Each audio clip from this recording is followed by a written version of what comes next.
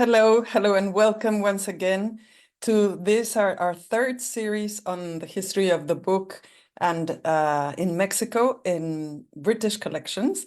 It is a great pleasure for me to be collaborating once again with the Seminar for Interdisciplinary Bibliographical Research, as well as with the Centro Cultural Tonalá of the University of Guadalajara.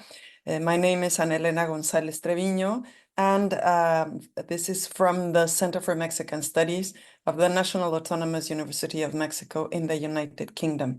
One of our missions is to divulge Mexican culture, and also in this case to point out where Mexican culture can be found within the British context. So it is a very, very interesting series for those of you who are interested in the connections, the cultural connections between these two countries. And we are delighted to be welcoming you on this occasion. To welcome you as well, here are my two colleagues, Marina Garone initially, and she will then say welcome as well as my other colleague. Thank you. Adelante, Marina. Buenos días a todos y a todas. Es para nosotros una enorme alegría encontrarnos en esta segunda sesión de este curso que estamos haciendo. Agradezco muchísimo a mi colega Ana Elena de UNAM Reino Unido todas las actividades previas de logística y de organización, y también a mi querida colega Marina Mantilla de la UDG, del CUT de Tonalá en la UDG. Esta sinergia que hemos hecho las entidades es fundamental para conocer un poquito más de la historia del libro y el patrimonio bibliográfico y documental de México en el extranjero. Yo quiero decir que estoy muy feliz de contar el día de hoy con la ponencia del doctor Manuel Suárez Rivera, querido colega y amigo del Instituto de Investigaciones Bibliográficas. Manuel es actualmente el jefe del Fondo Reservado de nuestra Biblioteca Nacional, pero además, junto con Pablo Avilés, a quien oiremos en la próxima sesión, dirigen juntos el programa de patrimonio bibliográfico mexicano. Es para mí realmente un honor porque es uno de los colegas que más conocen el patrimonio antiguo de México, especialmente el del Reino Unido, donde tuvo oportunidad de hacer estancias de investigación. Así que bueno, no quería dejar de agradecer su tiempo. Él está con un ojo al gato y otro al garabato en función pública, así que muchas gracias. Y ahora cedo la palabra a Marina. Hola, buenos días. Solo me resta darles la más cordial bienvenida desde la Universidad de Guadalajara, en donde de manera conjunta hemos trabajado Ana, Marina y una servidora en la difusión del patrimonio cultural. Nos da mucho gusto que permanezca la audiencia y pues sean bienvenidas y bienvenidos a esta segunda sesión. Muchas gracias. Very well. So as usual, we are going to watch the video, and afterwards we will have time for a discussion and a Q&A session. Please remember to save your questions for and direct them to the UNAM UK account, not to any of us, but to UNAM UK. Thank you, and see you in a little bit.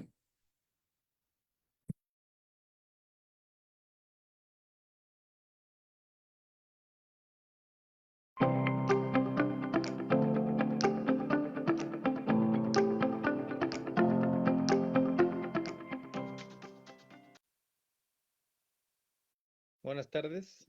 Daré inicio a mi conferencia que lleva por título Historia de algunos impresos novohispanos en colecciones del Reino Unido, breve panorama sobre el coleccionismo británico de libros novohispanos.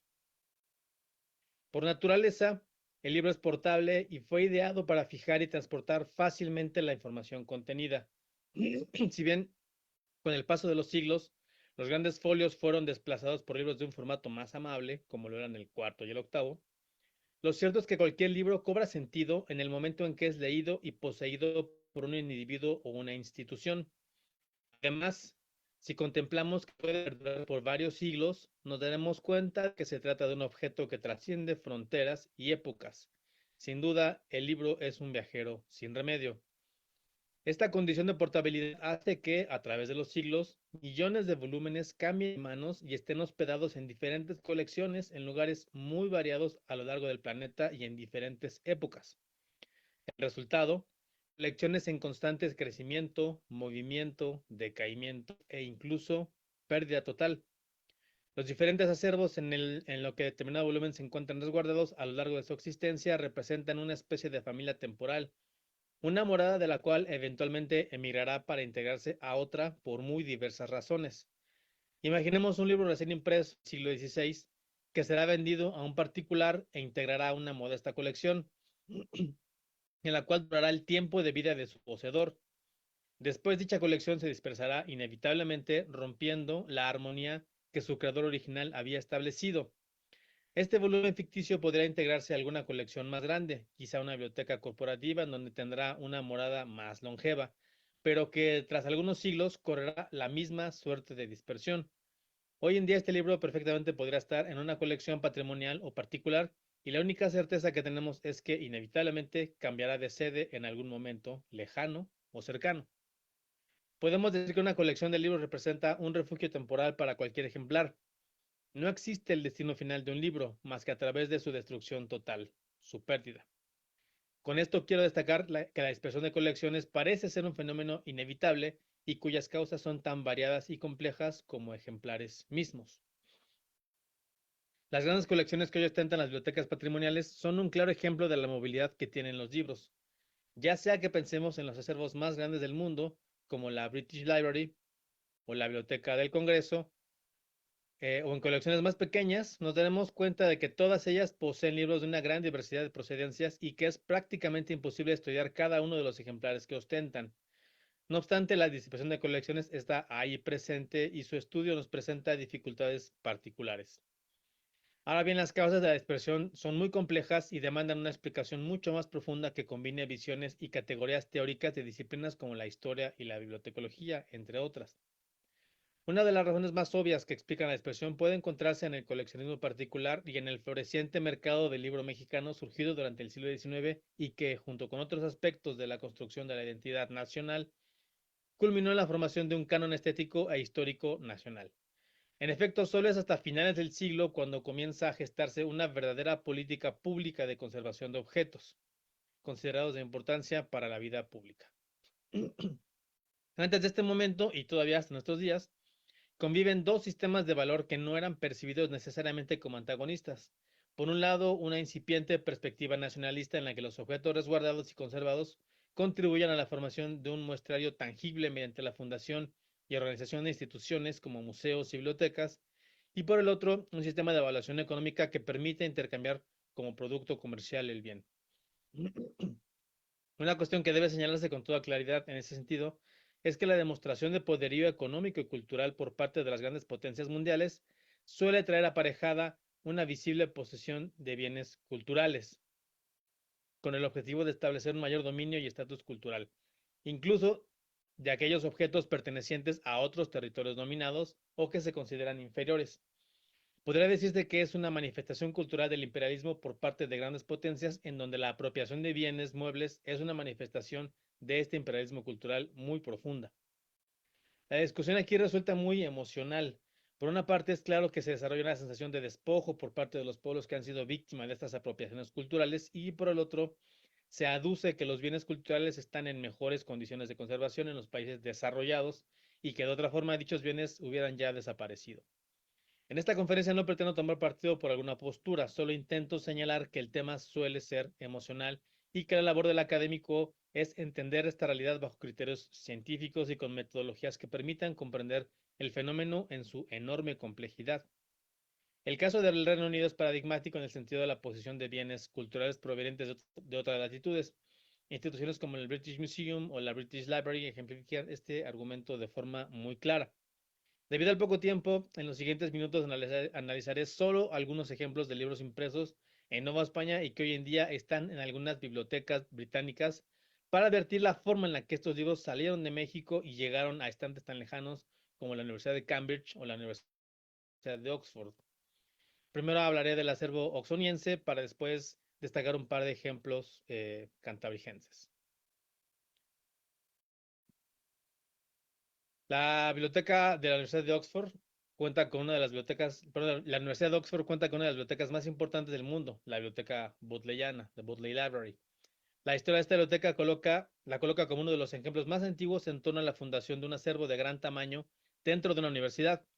Las primeras noticias del acervo datan del siglo XIV en torno a la construcción del espacio físico que habrían de albergar los libros y sobre los primeros donadores de colecciones particulares para beneficio de la universidad. Entre ellos destaca el duque Humphrey, que donó su gran colección de manuscritos, para lo cual la universidad decidió dotarla de un cuarto que le hiciera justicia a la gran colección recién adquirida en un cuarto arriba de la Divinity School. Este espacio ha revelado recientemente las marcas originales donde estaban acomodados los gabinetes que se usaban para leer en el siglo XVI. No obstante, no es sino hasta 1598 cuando Thomas Bodley, una vez retirado de la vida pública, decidió escribir al vicecanciller de su universidad, la de Oxford, para ofrecerle asistencia en la renovación de la incipiente biblioteca que ya existía en el campus. Bodley se ofreció a cubrir todos los gastos emanados de esta empresa. Se adaptaron nuevos muebles y un nuevo espacio que hoy en día puede ser visitado en su disposición original, conocida como la Biblioteca del Duque Humphrey. Una verdadera maravilla que nos permite transportarnos un acervo del finales del siglo XVI e inicios del XVIII. Para el 8 de noviembre de 1602, la biblioteca estaba ya abierta con Sir Thomas James como el primer bibliotecario y con alrededor de 2000 libros. Fue nombrado oficialmente Bodleian o Bodley tras el nombramiento de Thomas Bodley como caballero inglés. El acervo oxoniense creció de manera sostenida y desarrolló políticas de préstamo muy rígidas que despertaron la confianza de otros potenciales donadores para legar sus colecciones. El rigor en el control de los préstamos fue muy conocido desde entonces, ya que en 1645 el bibliotecario negó el préstamo externo de un libro incluso al mismo rey de Inglaterra. Actualmente la biblioteca ostenta más de 13 millones de volúmenes impresos y sin duda es un referente tanto arquitectónico como bibliotecario y cultural de toda la zona de Inglaterra. En lo que respecta a la Bodley, analizaré brevemente algunos libros para ejemplificar cómo es que estos libros llegaron a estas tierras, ¿no? Voy a empezar con un libro que se llama El Prontuario Manual Mexicano de Ignacio Paredes. En 1759 el padre jesuita Ignacio Paredes dio a las prensas la Biblioteca Mexicana, a las prensas de la Biblioteca Mexicana en la Ciudad de México, un libro que se le ha publicado como Prontuario Manual Mexicano. Según se desprende de la portada, se trata de un libro que contenía 46 pláticas con sus ejemplos y morales exhortaciones y 6 sermones acomodados a los 6 domingos de Cuaresma. Las pláticas buscaban que la gente comprendiera todos los puntos, cito, que todo cristiano debe saber y entender, fin de la cita, mientras que en los sermones se habla de las materias más sólidas y conducentes al provecho y conversión de las almas. Es importante destacar que tanto las pláticas como los sermones están impresos en lo que algunos especialistas consideran como un náhuatl del pasado, como los franciscanos Alonso de Molina, Juan de Gaona y Juan Bautista. Y es considerada como una obra clásica en la lengua mexicana impresa en Nueva España, así lo consideran Miguel León Portilla y Ascensión Hernández en sus respectivos trabajos. Por su parte, los preliminares y títulos de las pláticas están impresos en castellano. Esta obra fue impresa por Paredes solo un año después del Catecismo Mexicano, que contiene toda la doctrina cristiana, y en el mismo año que el Compendio del Arte de la Lengua Mexicana del padre Carochi, las tres publicadas por la oficina de Guiara. El padre Paredes fue un jesuita nacido en Nueva España que se unió a la oficina, a la Orden Provinciana desde 1722 y se destacó por dominar la lengua mexicana, lo que logró proyectar en publicaciones como las que ya mencioné. En particular, la edición que preparó sobre la obra del padre Carochi nos habla de su preocupación por la difusión y enseñanza de la lengua mexicana, ya que para la mitad del siglo XVIII el libro de Carochi escaseaba y se vendía hasta en 12 pesos, precio exorbitante para la época, por lo que se propuso hacer esta nueva edición. En realidad, el prontuario no es un libro tan raro de encontrar en bibliotecas patrimoniales. La Nacional de México cuenta con 4 ejemplares. La UAP también tiene algunos de ellos. La Universidad de Complutense, la Tulane, Huntington, la UCLA. Sí, hay un buen número de ejemplares y el WorldCat, por lo menos otras 70 bibliotecas en Estados Unidos que tienen este ejemplar. No obstante, este libro nos sirve como punto de partida para esta conferencia, ya que tiene marcas de procedencia que contienen aspectos muy interesantes en el fenómeno de la expresión de colecciones. Tras una breve inspección física, este ejemplar se aprecia que no tiene grabado, este que están viendo en pantalla, el de San Ignacio de Loyola, que sí contienen los demás ejemplares inspeccionados en otras bibliotecas y que además se incorporó también al libro del Compendio del Arte de la Lengua Mexicana de Carochi, impreso el mismo año, como ya mencioné. El libro resguardado en Oxford está encuadernado en piel, con muy buen estado de conservación, y uno de los elementos de procedencia que más llama la atención es la marca de fuego consignada en el catálogo colectivo de marcas de fuego como el emblema particular de Tomás Cosillo Rubín de Celis. La marca está en el canto superior, está un poco difusa, quizá porque no fue carbonizada correctamente o porque tiene evidencia de desgaste por el tiempo. Otro elemento de procedencia es la inscripción manuscrita en la portada que dice de la librería del Colegio de San Javier de Puebla, inscripción que se repite exactamente igual en la página siguiente sobre un escudo de armas. Por último, el libro presenta sellos y elementos de control bibliotecológico de la Biblioteca Bodleiana, como se puede apreciar.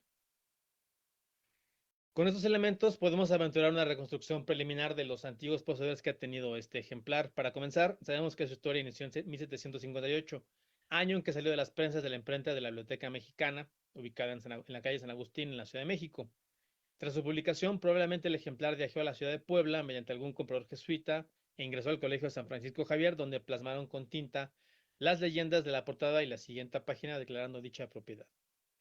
El Colegio San Francisco estaba dedicado a la enseñanza de los indígenas, según el modelo del Colegio de San Gregorio en la Ciudad de México, por lo que la necesidad de contar específicamente con esta obra estaba plenamente justificada. Recordemos que el prontuario estaba dirigido a la enseñanza de los indios y es considerada como una obra clásica hoy en día. Tras su paso por el colegio jesuita, el ejemplar salió de los estantes ignacianos y llegó a manos del propietario que plasmó la marca de fuego registrada como la de Tomás Cosillo Rubín de Celis. Considerando que actualmente este ejemplar está resguardado en la Biblioteca Bodleiana, es lógico suponer que ingresó al acervo de Oxford probablemente durante la primera mitad del siglo XX, donde plasmaron los sellos universitarios que se aprecian en la portada. Con la información disponible es muy complicado establecer el mecanismo preciso que permitió que este ejemplar saliera de Puebla y llegara a Inglaterra. La ruta más probable apunta a que tras su salida de Puebla, el libro estuvo en manos de algún poseedor que le imprimió la marca de fuego y, de acuerdo con los ejemplos que más adelante veremos, quizá llegó a Oxford mediante un catálogo de un librero entre la mitad del siglo XIX y los primeros años del siglo XX. En función de que el prontuario oxoniense no cuenta con otra evidencia visible de procedencia, por el momento no será posible aventurar más elementos de su peculiar historia. Pasemos ahora a otro ejemplar más del acervo bodleiano. En este caso, los autos de fe de Olaguibel. Y es que en la biblioteca bodleiana se resguarda un volumen que en el canto se denomina genéricamente como autos de fe. Tras una revisión física, es claro que se trata de 5 distintas obras encuadernadas de manera cronológica entre 1646 y 1659. En el mismo volumen, todas corresponden a autos de fe publicados por la Inquisición en Nueva España en la mitad del siglo XVII. Estos actos, los autos de fe, representaban uno de los momentos más importantes en la defensa de la religión católica por parte del Tribunal del Santo Oficio, debido a que se mostraban públicamente los procesos que seguían a los presos que habitaban las cárceles de la Inquisición. Eran procesos que hasta ese momento se habían mantenido secretos y con absoluta protección y anonimato a los testigos. Esto con la finalidad principal de desalentar conductas contrarias al dogma. De ahí la importancia de que, además del acto presenciado por los feligreses, los hechos quedarán registrados en papel y se fijarán en el imaginario colectivo. Como consecuencia de ello, hoy en día podemos leer de primera fuente lo que ocurría en estos autos de fe, y ello es precisamente lo que este volumen integra, aunque de una forma muy peculiar, como se verá. Otro aspecto físico de gran importancia en este libro se desprende de la encuadernación. A pesar del leve deterioro por el tiempo, es posible inferir que se trata de una encuadernación típica del siglo XIX que incluye en la portada una leyenda grabada que dice al señor licenciado Francisco Modesto Olaguibel, lo que indudablemente hace pensar que este ejemplar perteneció a Francisco Olaguibel. No obstante, no me ha sido posible establecer con la certeza absoluta a cuál de ellos, debido a que hay dos familiares homónimos muy destacados en el siglo XIX. Uno es abuelo y otro es nieto. De este modo sabemos que Francisco Modesto Olaguibel Martínón fue gobernador del Estado de México entre 1846 y 1848, mientras que su nieto nació en 1874 y fue un político, abogado y prolífico escritor muy activo en las publicaciones periódicas finiseculares del siglo XX y miembro de la generación del modernismo como Juan José Tablada, Amado Nervo y Victoriano Salado Álvarez, con quienes coincidió en algunas controversias literarias. Fue también miembro del Instituto Literario y Científico de Toluca y de la Academia Mexicana de la Lengua, así como profesor en distintas instituciones educativas como la Escuela Nacional Preparatoria y procurador de la República en 1914, durante el gobierno de Victoriano Huerta.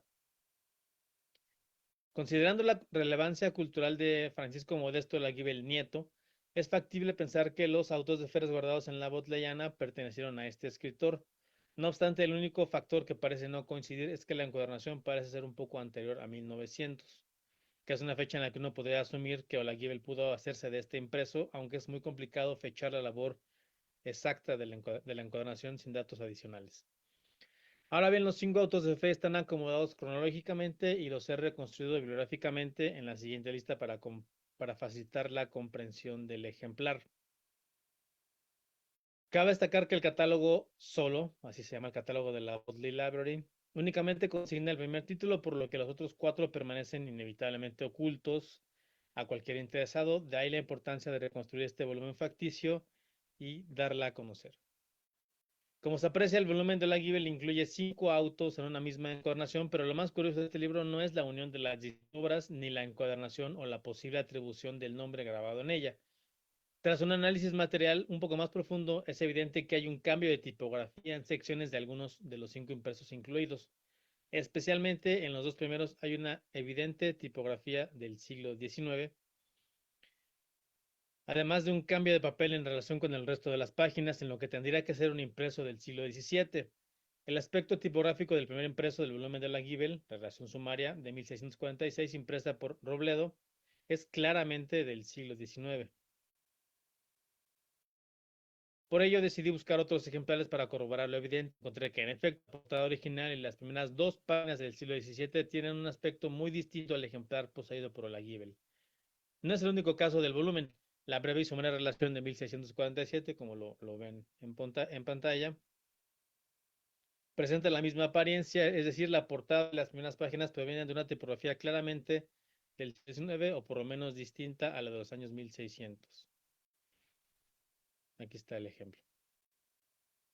En este caso reviste mucha curiosidad debido a que es evidente que alguien conjuntó estos impresos sabiendo que estaban incompletos, por lo que tuvo que contratar específicamente a un impresor para componer la caja exactamente de la misma forma en la que estaba en el original, incluso los reclamos, como se aprecia, para lo cual forzosamente tuvo que haber tenido acceso a una edición original para poderla replicar.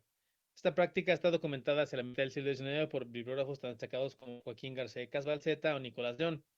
Asimismo, la tipografía parece ser de la mitad del siglo XIX, por lo que otra precisión tipográfica se efectuó antes de que los impresos fueran adquiridos y encuadernados por Olaguibel.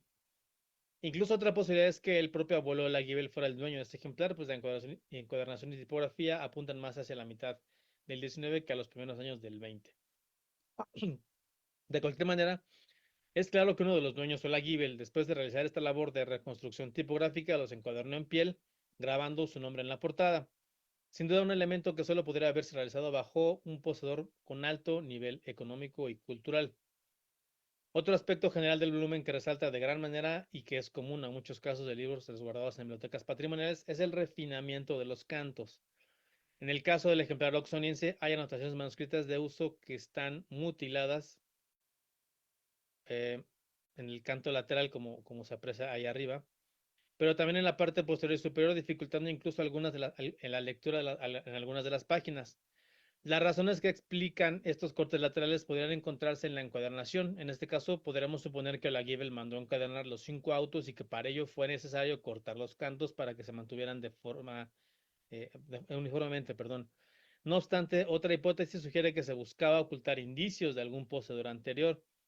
Y es que recordemos que se trata de una serie de impresos que fueron producidos en la mitad del siglo XVII y que más de 350 años seguían circulando entre los coleccionistas, lo cual necesariamente implica una buena cantidad de antiguos poseedores, quizá algunas corporaciones novohispanas, que como sabemos suelen imprimir marcas de fuego en los cantos de los libros. En otros casos estudiados hay indicios más claros de esta práctica y en un momento mencionaré otros, por lo que ahondaré en el tema del ocultamiento de las marcas de fuego con base en otros libros que he podido revisar. Por el momento solo quiero destacar que los cortes laterales de estos autos de fe son muy notorios, aunque no se aprecian indicios de papel carbonizado en los cantos a golpe de vista. Por otra parte, los autos de 1649 y 1659 también revelan algunas cuestiones bibliográficas que vale la pena destacar, ya que hay algunas variaciones en los distintos ejemplares que he podido revisar y que sugieren secciones mutilas e incluso una probable noticia falsa de Beristain replicada por Medina. En la Biblioteca Nacional de México existe un ejemplar que incluye también ambos autos de fe en un mismo volumen y que en la portada se puede leer la firma de Agustín Pomposo Fernández. Bueno, aquí hay otro ejemplo del refinamiento.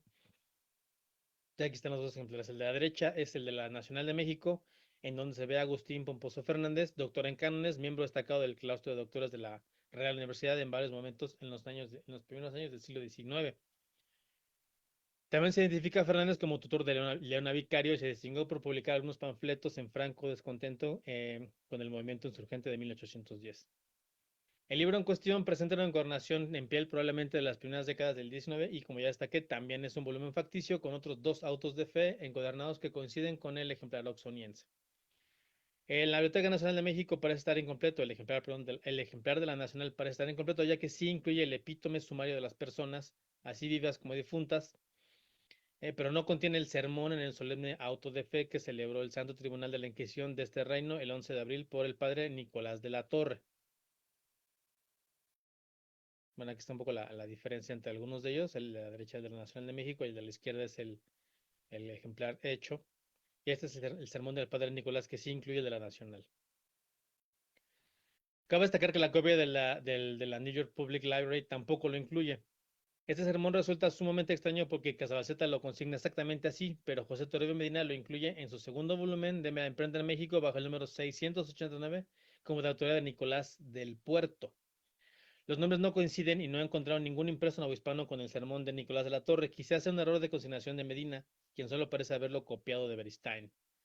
Hasta el momento no he podido localizar una sola copia del sermón de Nicolás del Puerto para el auto de fe de 1649. Y de acuerdo con Iberian Book, no existe copia alguna de este sermón, salvo la mención que hace Medina de él. Existe una pintura de Nicolás del Puerto en donde se desprende información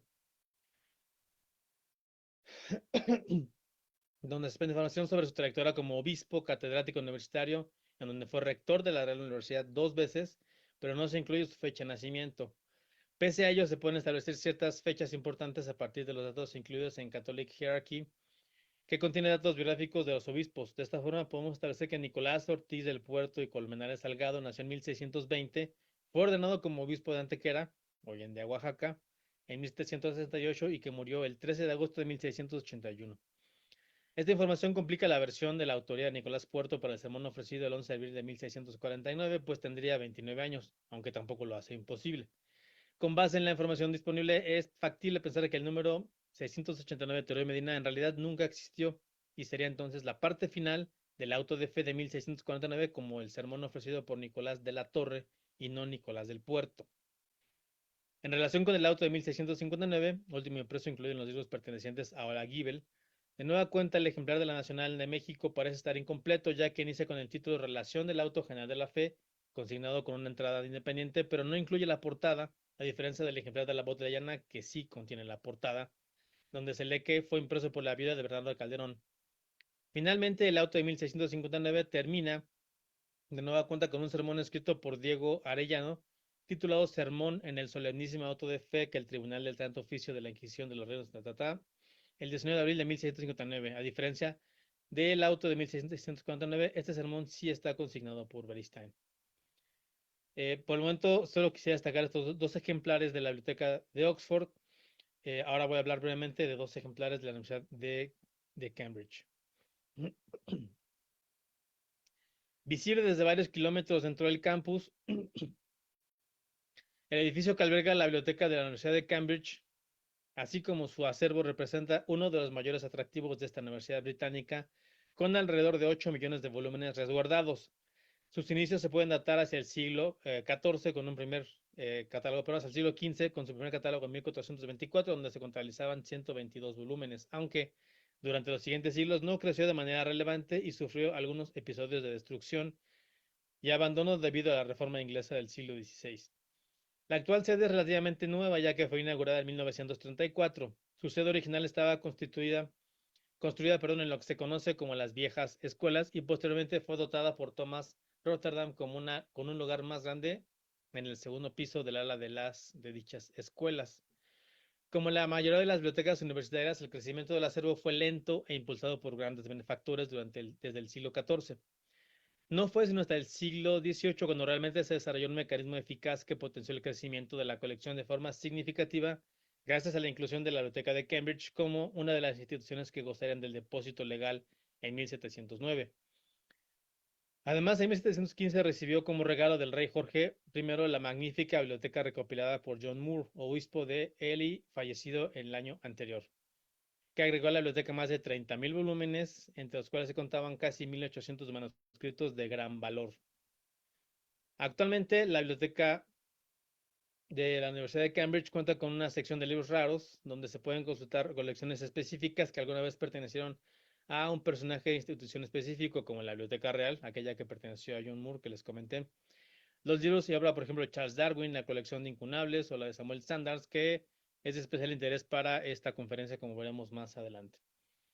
Ahora bien, la Biblioteca de Cambridge ofrece un buen número de libros novohispanos que revisten de gran interés. En una búsqueda dentro de su catálogo se pueden ubicar fácilmente 74 volúmenes, aunque ya refinando un poco la búsqueda, yo pude ubicar solamente 47 impresos entre 1555 y 1816.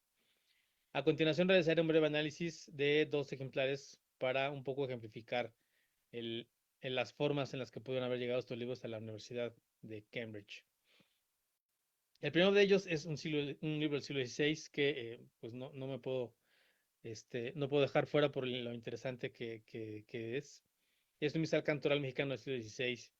Y es que tras la llegada de la primera imprenta en América a la Ciudad de México, la producción de libros en Nueva España estuvo dedicada a satisfacer algunas necesidades enfocadas a la labor de evangelización, como vocabularios, doctrinas, a la práctica académica, con los libros, por ejemplo, como los libros de Veracruz, de Cervantes Salazar, y a la administración del catolicismo, entre otras cosas. Bajo este último rubro, es importante tomar en cuenta que el contexto europeo determinó en gran manera el control sobre el tipo de libros que circularían en la Ciudad de México, tanto producidos domésticamente como los que llegaban del Atlántico, cruzando el Atlántico. La irrupción del movimiento reformista obligó a la corona española a poner especial cuidado con lo que se producía y llegaba a los territorios recién conquistados, y en ese contexto, entre 1545 y 1563 se organizó el llamado Concilio de Trento, que definió algunos aspectos cruciales sobre cómo se llevaría a cabo la práctica católica a partir de ese momento, la producción de impresos, entre otras cosas. Dentro de este mismo contexto debemos considerar que en el año de 1555, entre julio y noviembre, se celebró en Nueva España el primer concilio mexicano, que esencialmente buscaba lo mismo que el tridentino algunos años antes de que esto concluyera. En ese sentido, podríamos decir que el concilio mexicano antecedió de alguna forma a Trento en sus objetivos y algunos acuerdos adoptados. Tras su conclusión, de manera muy rápida, los decretos emanados del concilio fueron publicados por Alonso de Montúfar, segundo arzobispo de México, por el taller de Juan Pablo el 10 de febrero de 1556, bajo el título Constituciones del Arzobispado y Provincia de la muy insigne y muy ciudad de Tenochtitlán, México, de la Nueva España. Las constituciones publicadas por Montúfar alcanzan muy diversos temas relacionados a la administración de la religión católica en México. Entre ellos, hay una muy buena cantidad que tocan la producción y circulación de libros. En especial, el capítulo 45 dicta algunas disposiciones sobre las instrucciones que han de guardar los examinados con los que han de ser ordenados para primera corona. Más adelante se establece que para grados, cito, mandamos que los hubiera ordenar de grados, que sepan a lo menos construir una oración y dar cuenta de las reglas del arte, y asimismo sepan algo de canto llano, a lo menos solfear. Fin de cita. Y para epístoles sean cantores de canto llano. Es decir, hay un interés real por regular la producción de libros, en este caso de música, para ser cantados bajo ciertas reglas. Durante el siglo XVI, en Nueva España se produjeron por lo menos 12 distintas ediciones de libros musicales que debían acatar en un primer periodo los preceptos establecidos en el primer concilio mexicano y eventualmente lo emanado del concilio tridentino. Dentro de estas obras musicales se encuentra el Manual de Sacramentorum Secundum Usum Ecclesiae Mexicanae, que fue el segundo impreso litúrgico musical producido en Nueva España, del cual la Universidad de Cambridge posee un ejemplar con evidencias previas de posesión que dan cuenta de los mecanismos que hicieron posible su salida de México y su ingreso a esta estantería británica. El Manuale es un libro producido en el taller de Juan Pablos, impreso en tinta negra y roja, bastante raro, ya que son las noticias de 2 ejemplares en el mundo. Uno de ellos está en la biblioteca Nettie Levenson, que a su vez perteneció a Joaquín Casbarcelta. El otro ejemplar es precisamente el de la Universidad de Cambridge, que cuenta con información muy rica en cuanto a sus poseedores anteriores y permite entender la forma en la que llegó a los estantes cantabricenses. La primera pista es la encuadernación en holandesa, en color rojo, con las siglas JFR. En los cantos, indicio claro de que es uno de los anteriores propietarios fue José Fernando Ramírez. Y de la manera en la que la Biblioteca Cantabricense obtuvo esta obra, también hay muchas evidencias. Ahorita voy a hablar de ellas. En la guardia se aprecia un ex libris que dice que perteneció a Samuel Sanders, quien lo donó a la Biblioteca de Cambridge en 1894. Asimismo, sobre el ex libris hay una etiqueta con la leyenda University Library Cambridge, dice Samuel Sanders del Trinity College. Perdón, es que aquí está abajito, es la que pueden ver aquí abajo. En la siguiente página hay una inscripción manuscrita en lápiz que dice From the Library of José Fernando Ramírez, the Mexican Statesman and Collector. See his initials on the back of the volume, y hay una S y una S. La leyenda sugiere que fue el propio Samuel Sanders quien la escribió en virtud de las iniciales al final del párrafo manuscrito. Evidentemente, si fue Sanders el que escribió esta leyenda, sabía el valor del ejemplar, tanto como el propietario anterior como del ejemplar mismo, y tenía a Ramírez como un estadista y como un colector.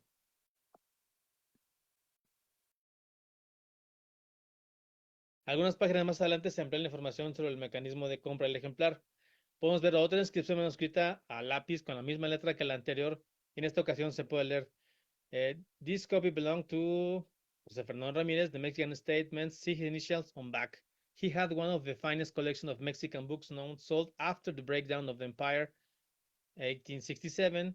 Luego te dice B. Quadrich SS otra vez, ¿no? Otra vez las dos S. Debajo de esta inscripción se anexó un recorte además de algún catálogo de libros con información precisa sobre el ejemplar, que por su relevancia, bueno, ahí la pueden ver en su totalidad. En la leyenda del ejemplar da un poco la historia del ejemplar. Así que bueno, en este caso el ejemplar da información muy rica que debemos analizar por separado. Para comenzar es necesario identificar el recorte que contiene la información sobre el ejemplar. En este sentido debemos destacar la figura del alemán Bernhard Quaritch como uno de los más visibles anticuarios y comerciantes de libros raros en la época victoriana.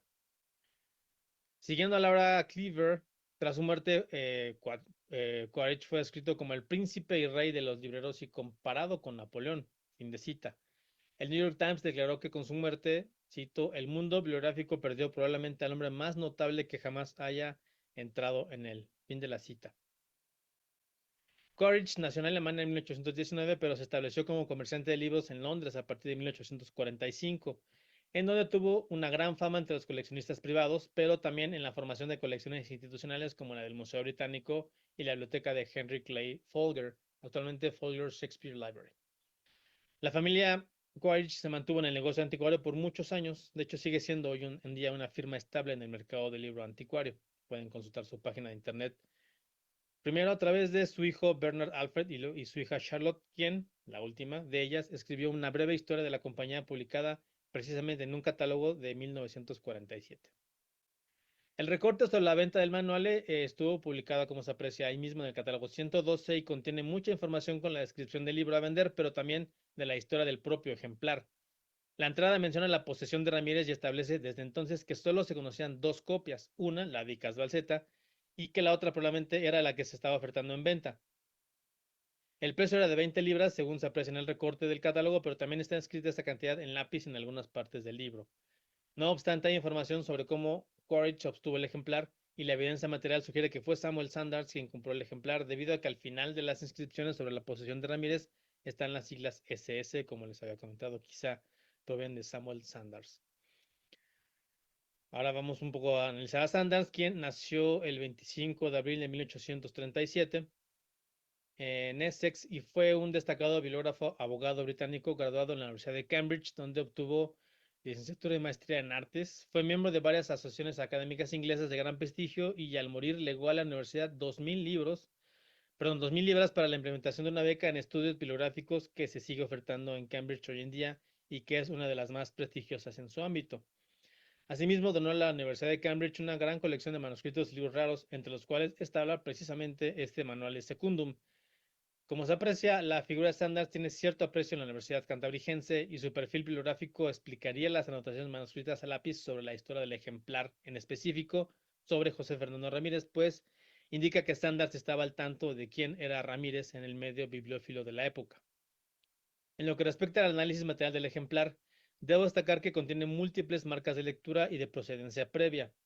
En el primer folio impreso, en la parte inferior, se puede apreciar una tinta en firma que dice Ramírez, posiblemente José Fernando Ramírez. El trazo se encuentra en varias secciones, ahorita lo van a ver en las imágenes, y más abajo con otra mano con tinta se puede leer el nombre Diego Martínez, el cual también se repite en varias ocasiones a lo largo del ejemplar, como estamos viendo en este momento. Se pueden encontrar múltiples marcas de algún tipo de rúbrica. Una de las más recurrentes es una S seguida con un rombo. En el folio 14 se lee el siguiente párrafo manuscrito con tinta. A 13 días del mes de agosto, tachado, Hipólito, murió mi padre, que Dios tenga en su gloria y a mí me dé muerte con que le conozca. En el folio de manera vertical, otra que dice en la villa de Carmona.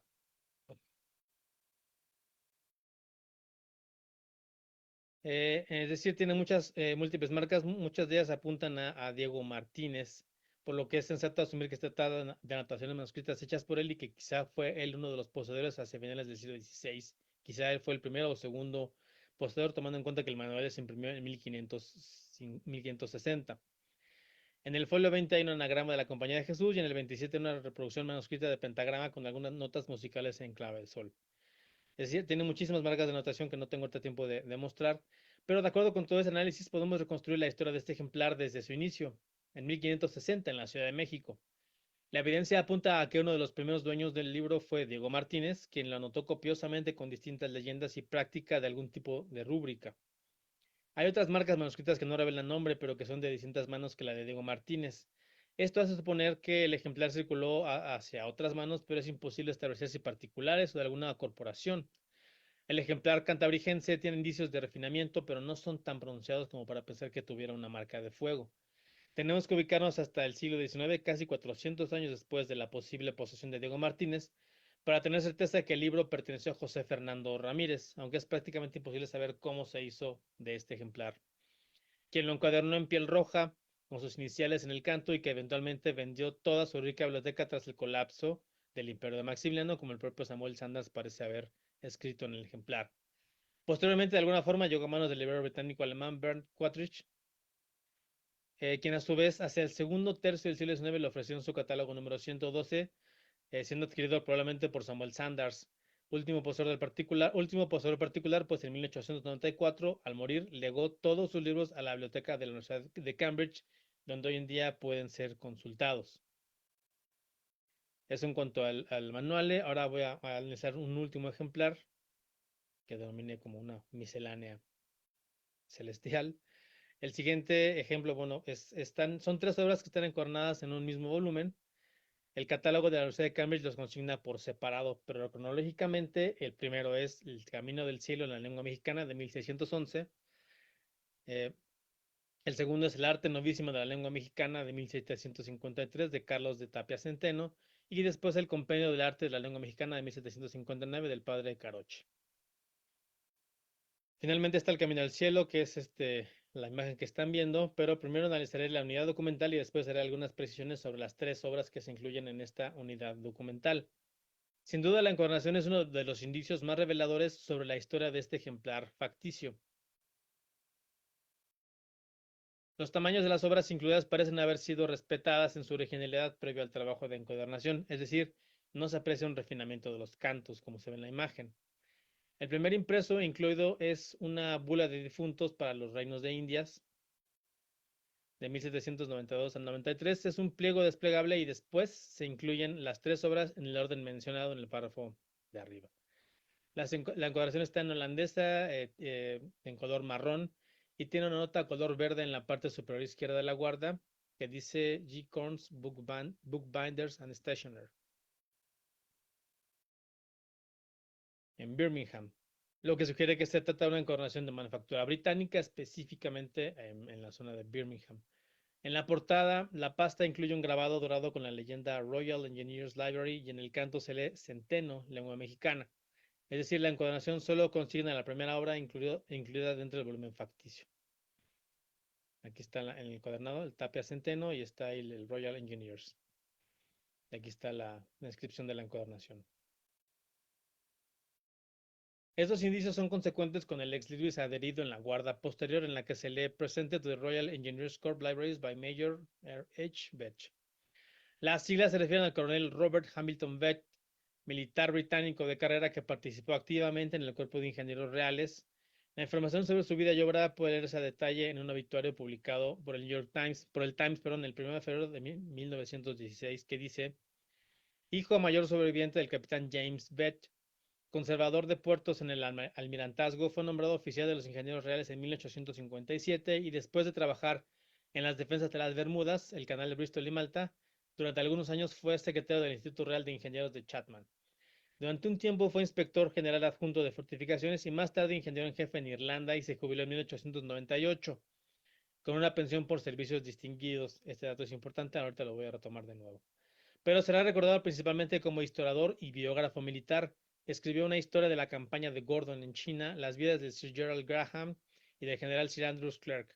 Editó los artículos profesionales de los Royal Engineers entre 1877 y 84 y contribuyó con muchos artículos militares de la Enciclopedia Británica y el Diccionario de Biografía Nacional. Fin de la cita. Como se aprecia, además de ser un militar destacado en su ámbito, Vetch fue autor de varios libros relacionados con la biografía de militares, como la de Gordon, la de Graham y la de Clark, como ya se dijo. Esto revela un perfil cercano a las letras y daría sentido a que su nombre apareciera en la etiqueta de donación para la biblioteca del Cuerpo de Ingenieros Reales.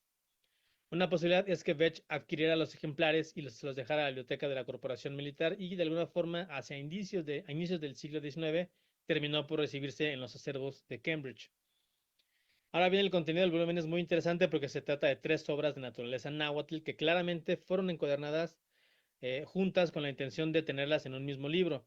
Lo que no es posible determinar es si fueron los ingenieros militares quienes decidieron generar ese facticio o quizá ya desde antes estaban unidos y la encuadernación Brumie simplemente sustituyó una previa en donde ya estaban unidos. De cualquier forma, un breve análisis de cada obra por separado también ofrece información valiosa sobre los anteriores propietarios y las posibles maneras en que circularon de México hacia Inglaterra. Como ya destaqué, la primera obra es un impreso efímero, una bula de la Santa Cruzada, pero después está el Arte Novísima de Centeno, y en la página previa hay un par de inscripciones manuscritas referente a la mano a quienes tienen un anterior propietario. La primera es la voy a poner, la primera es la que está en la derecha, en la pantalla derecha, y dice: soy de Pablo José, si acaso se perdiera este libro. Y la segunda, está en el lado izquierdo, a otra mano, se expresa en el mismo sentido diciendo que, cito: hallador sabio, imprudente, quien quiera que tú serás, si este libro se perdiera, a mí me lo volverás. Y si tú, ahí está el ejemplo, no alcanzo a leer, permite el no querérmelo dar, el séptimo mandamiento te explica lo que es hurtar. Soy de Pablo Joseph Estrada. Fin de la cita. A pesar de ser claramente dos manos, el poseedor previo parece ser Pablo José, ¿no? Esto es algo también que llama la atención. En la portada de la obra de Centeno está plasmado un sello, ahí está, de los ingenieros reales, mientras que en la portada hay uno de la Universidad de Cambridge. Esto confirma que el ejemplar estuvo primero en el acervo militar y después en el universitario. En la página 1 hay un indicio que sugiere que el ejemplar estuvo en alguna biblioteca corporativa de la Nueva España. Ahí está la marca. Debido a que hay una marca resultado de la manipulación de un hierro incandescente, lo que sugiere que el ejemplar pudo haber tenido una marca de fuego y que fue refinada para borrarla. El refinamiento es muy evidente, sobre todo si vemos la página que contiene el epigrama justo antes del proemium, tanto en el borde inferior como superior están claramente recortados, ahí como aprecian a la parte superior y en la parte inferior. No hay, claramente hay un recorte muy evidente. A diferencia del arte novísima, el compendio del arte de la lengua mexicana de Horacio Carochi no tiene el sello de la Biblioteca de los Ingenieros Militares, pero sí de la Universidad de Cambridge en la contraportada. Esto podría explicarse porque la Biblioteca Castrense solo imprimió el sello en la portada del primer ejemplar, pero no lo hizo en las dos siguientes. La obra de Carochi no presenta evidencia de posesión previa o marginalia, pero El Camino del Cielo de la Lengua Mexicana sí. Sí evidencia buena cantidad de trazos manuscritos. En la portada se plasmó la leyenda Joseph de Jesús, pertenece a, también un poco legible, y algunos otros trazos ilegibles de la misma mano. Hasta abajo se lee 4P, que sin duda se refiere al precio que tuvo el ejemplar en algún momento, 4 pesos. Más adelante, después de los paratextos, en la página 1 de manera vertical está escrito Fray Nicolás de San José y Sandí, esclavo de María Santísima. Aquí está Francisco José Sandí. Lo que podría indicar que el ejemplar perteneció a dicho religioso franciscano que fue procurador por parte de los misioneros de propaganda fide y pieza clave para que el rey emitiera la real cédula de fundación de un colegio de propaganda fide en el Hospicio de San Fernando en la Ciudad de México.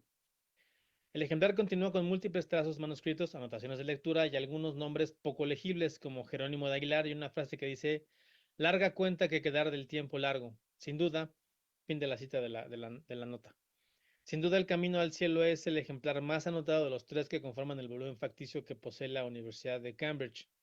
Bajo esta evidencia, la reconstrucción histórica del ejemplar podemos establecerla como que inicia en 1611 con la impresión del Camino del Cielo en lengua mexicana en el taller de Diego López de Dávalos, circulando por más de 150 años, probablemente con Pablo Joseph Estrada como uno de los poseedores previos. Después se imprimió el arte novísima de la lengua mexicana en 1753 en el taller de Bernardo de Ogal, y quizá pasó a algún convento novohispano en virtud de la evidencia de carbonizada, como ya vimos, que se aprecia en las páginas, sugiriendo que alguna vez tuvo una marca de fuego, aunque es prácticamente imposible establecer cuál. 6 años después, en la imprenta de la Biblioteca Mexicana salía el compendio del arte de la lengua mexicana de Carochi con Nicolás de San José y Sandí como uno de los posibles dueños anteriores del ejemplar. Después de esta fecha es muy complicado establecer cuándo salieron de la Ciudad de México, pero en algún punto del siglo XIX algún librero los ofertó y fueron adquiridos por un comprador británico, quizá por Robert Hamilton Betch, quien posiblemente unió los 3 ejemplares en una misma unidad documental, o quizá así se los ofrecieron desde un inicio. El ejemplar fue encuadernado en Birmingham, Reino Unido, y después donado a la Biblioteca de los Ingenieros Reales para finalmente llegar a la Biblioteca de la Universidad de Cambridge.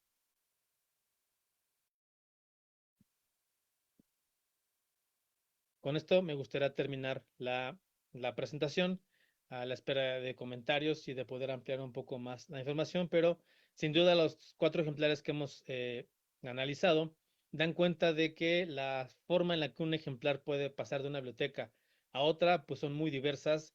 Normalmente está incluido algún tercero que oferta el ejemplar normalmente en el siglo XIX finales o inicios del XX, y hay una circulación muy clara de estos actores que son las ventas por catálogos, los libreros que ofertaban los libros en catálogos, ¿no? En este caso vimos algunos de ellos, pero bueno, hay muchos más ejemplos que podríamos analizar a lo largo de todo este curso que van a estarse mencionando como estos actores fundamentales para entender un poco cómo es que ejemplares novohispanos están en acervos británicos.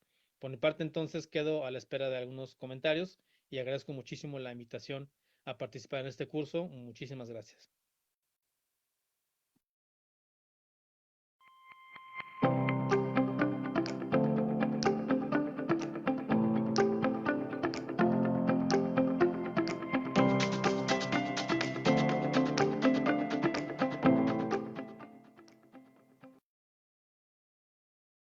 Thank you very much, Manuel. It was a very, very interesting presentation. And today we are very honored to have Professor Amy Fuller from the University of Nottingham-Trent as a discussant. She is going to comment on your presentation, and I'm sure she has observed many interesting things. She is very knowledgeable of Mexican culture, especially in this period, and so we are really looking forward to listening to her. Welcome, Amy. Thank you for accepting our invitation. Thank you for having me. So thank you so much, Manuel, for such an interesting talk. That has certainly made me think about books in a very different way. and especially how, especially the many lives that they live and how they will have had so many different homes. I'm sorry, I didn't understand the last part. Oh, sorry. I said that it's made me think about the different homes that the books have and how many lives they live.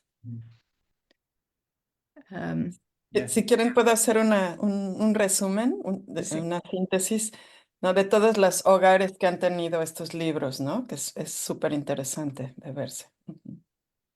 And I was reminded of how when I was studying for my PhD on the works of Sor Juana Inés de la Cruz, I found that there were several copies of her complete works in the British Library and also a very rare edition in Cambridge, which I was fascinated to find there. Because before finding it in Cambridge, the only copy I could find was in the National Library in Mexico. Sí, después de varios ejemplares de Sor Juana, que es su tema de investigación doctoral, que estaban en la Biblioteca Británica y uno muy difícil de conseguir en la Universidad de Cambridge, ¿no? En la biblioteca de la Universidad de Cambridge. And the ownership of one particular complete collection of editions that I found in Madrid was really interesting because they all had been signed by one owner, which helped me to make one of my arguments about how her works were being marketed, and how certain popular pieces were being given to the public bit by bit within each volume, to reflect the popularity of these pieces to make more money for the printers. Ujú. A lo largo de su investigación también vio de qué manera un mismo dueño había marcado con su nombre algunos de estos ejemplares, lo cual nos revela que poseía todos estos y de cómo se hacía la publicidad de la obra de Sor Juana, ¿no? Y de qué manera la economía editorial, podríamos decir, ¿no? La entrega por partes revelaba su popularidad, pero también representaba más ingresos para el vendedor. Ujú. And I hadn't really thought much about who these owners might be, but I really loved hearing about Pablo José. And when he wrote, if you find this book, please make sure you return it to me, because it just reminded of me of, you know, something that I might have written as a child in my favorite book. It really gave a real human quality to this, you know, the ownership that often it's from so long ago, you don't really think about these people in the same way.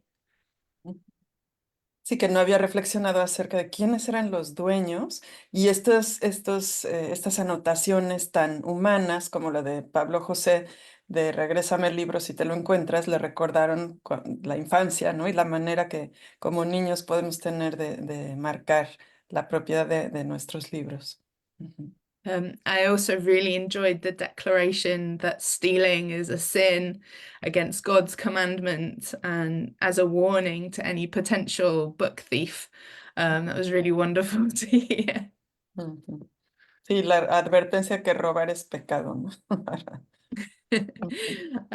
It was really fascinating to hear about the various ways that you can attempt to track down the past lives of these books and the little clues that each owner leaves behind on the pages or within the binding, that those of us who tend to focus primarily on the text within will largely ignore.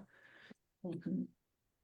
Que es fantástica esta manera o los distintos modos que hay de rastrear las vidas pasadas de los libros con las pequeñas marcas, las pequeñas claves que se encuentran dentro de las páginas o en la encuadernación, que cuando hacemos una lectura que no contempla el aspecto material, pues nos perdemos de todo eso, ¿no?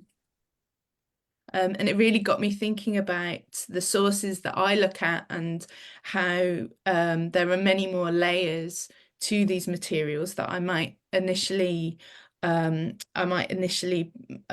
ignore, and how wonderful it is that the texts that I examine that might be 400 or 500 years old have through the centuries and had so many other eyes reading them and fingers touching them. It's really good to think in that way, I think. Sí, en las distintas capas de significado en las fuentes de las investigaciones que ella misma realiza, y qué maravilla que tengan medio siglo en donde otros ojos los han leído, otros dedos los han tocado, y eso contiene también un valor muy grande. Ujú.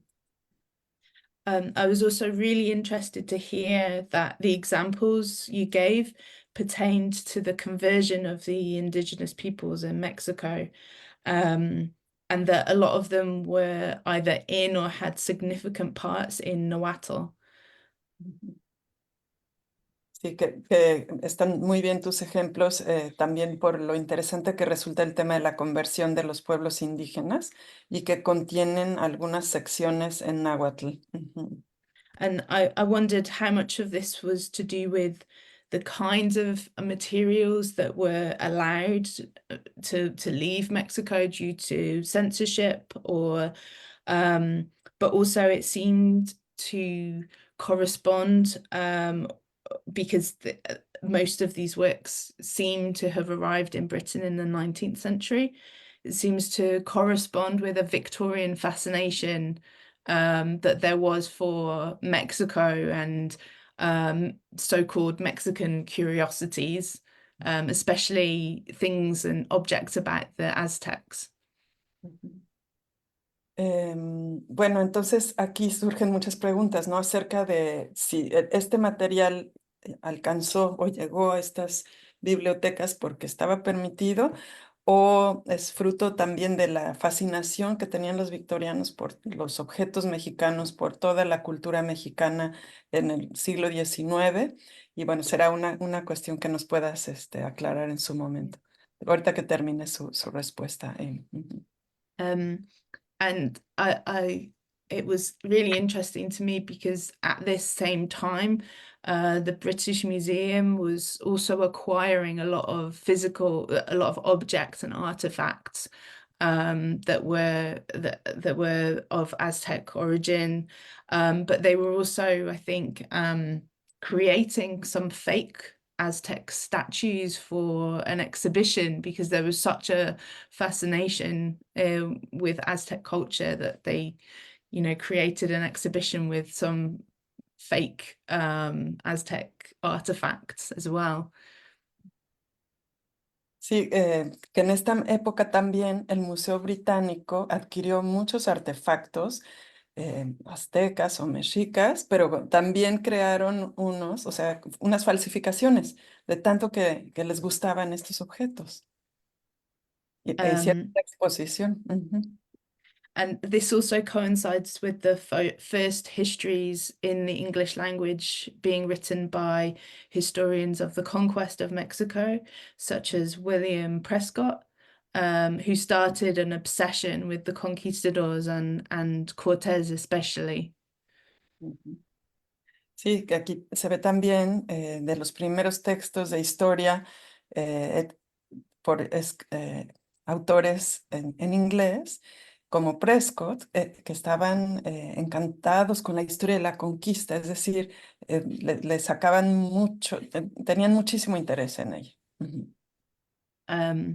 And these particular histories also presented a view of indigenous inferiority, which I would assume perhaps coincides with what seems to be in these books a particular interest in the conversion of the conquered indigenous peoples. Ujú. Que muchas de estas historias también dejan ver un sentimiento de inferioridad hacia los indígenas, y que tienen que ver con la justificación de la conversión de ellos al cristianismo. Ujú. And this brings me back to one of your first points about the emotional nature of the appropriation of these movable objects as a form of robbery, perhaps, or cultural imperialism. And it makes me wonder how Pablo Josef Estrada would have felt about his book falling into the hands of the British. Sí, que hablabas tú acerca de la naturaleza emocional de esta apropiación y que puede describirse como robo y al mismo tiempo si hay una mentalidad imperial que justifica cualquier acción en aras de uno u otro valor, ¿no? Ujú. But yeah, thank you so much. It was fascinating. Muchísimas gracias. Thank you. Gracias, muchas gracias, Amy. Y si gustas ahora comentar la respuesta que ha dado Amy, por favor. Muchas gracias. Al final dijo que qué pensaría Pablo José Ah, de sí, que sí, ese eso. libro estuviera en las colecciones británicas, ¿no? Entonces, esa parte también estuvo bien. Sí. Thank you Ujú. very much, Amy, because this is very important to me. Muchas gracias, Amy. Es muy importante para mí. You gave me some hints on how I should keep my research. Que me dio algunas claves de por dónde continuar mi investigación, because uh, the time where these books are going out from Mexico, they are the same that in the US. So it's like a Victorian thing and a Gilded Age of the US. So it's kind of, it's very clear to me that it's at the same time.